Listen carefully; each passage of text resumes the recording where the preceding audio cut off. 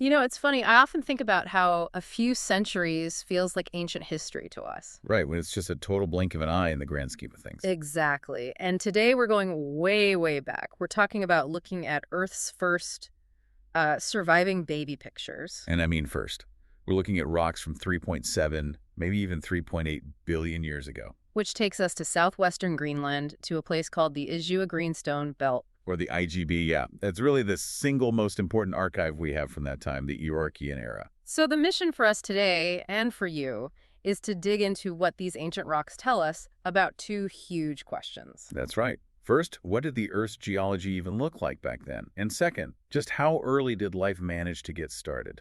Okay, so let's start there with this cradle of stone. What exactly are we looking at with the IGB? Well, it's the largest exposed area of these really old rocks. We call them supercrustal rocks. And I imagine they've been through a lot over, almost 4 billion years. Oh, absolutely. They've been cooked, they've been crushed. So reading them, it's a huge challenge. The original signals are incredibly faint. So you need some pretty serious scientific tools to do that. We do, yeah. Things like UP zircon dating, isotopic analysis. Oh. It's highly technical, but there's one thing that just jumps right out. Okay, what's that? Pillow lavas. You can actually see these solidified blobs of lava. The kind that form underwater. Exactly. They cool instantly and form that pillow shape. It's definitive proof that Earth had substantial liquid water on its surface 3.7 billion years ago. Wow. And having water is, of course, a massive prerequisite for life as we know it. It's the whole ballgame. But decoding the rocks themselves, that leads us straight into a huge scientific debate, right? About how the early Earth even worked. A major controversy. Yeah. It's basically plate tectonic models versus non-plate tectonic models. So was the early Earth's crust moving around horizontally like it does today? That's the plate tectonic view. Proponents look at the IGB and see things that look like an ophiolite, which is a slice of ocean floor that's been pushed up onto a continent. Which would imply plates were colliding. Precisely. Or maybe an accretionary prism, where one plate is diving under another. They point to certain rock chemistries that suggest a subduction zone. Okay, so that's one camp, familiar, just hotter. What about the other side, the non-plate model? That theory paints a picture of a fundamentally different planet. The idea is that the early Earth was so hot, it had to get rid of its heat in another way. Not with horizontal movement, but with vertical processes. Massive, constant volcanism. Essentially, mantle plumes or heat pipes punching through the crust over and over.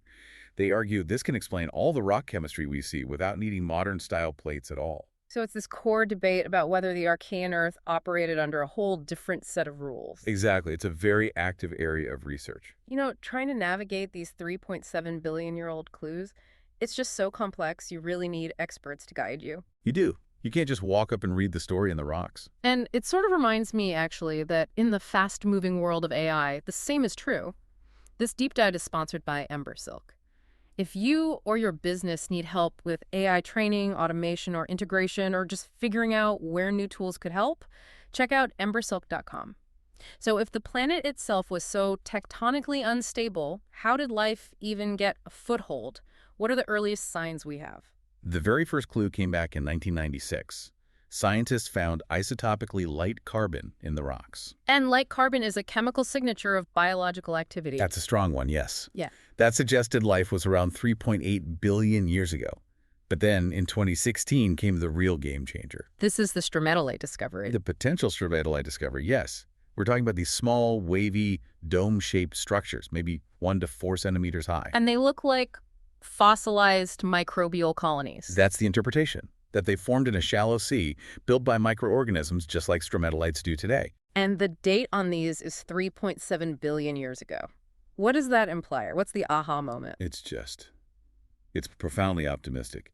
If they're truly biological, they push the record for complex life back by 220 million years. Wow. It suggests life wasn't just, barely hanging on. It was already sophisticated and robust enough to build structures.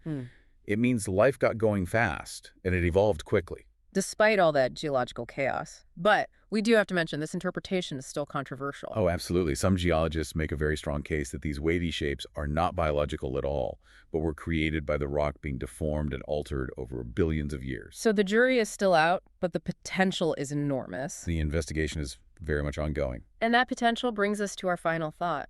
The fact that life seems to have emerged so early and so robustly here on Earth, it Hmm. just dramatically increases the probability of life arising on other early planets. The chance of finding signs of life on ancient Mars, for instance, starts to feel much more plausible. It suggests that life may not be a fragile fluke, but a persistent, powerful force in the cosmos. A truly inspiring view. If you enjoyed this deep dive, please subscribe to the show. Hey, leave us a 5-star review if you can. It really does help get the word out. Thanks for tuning in.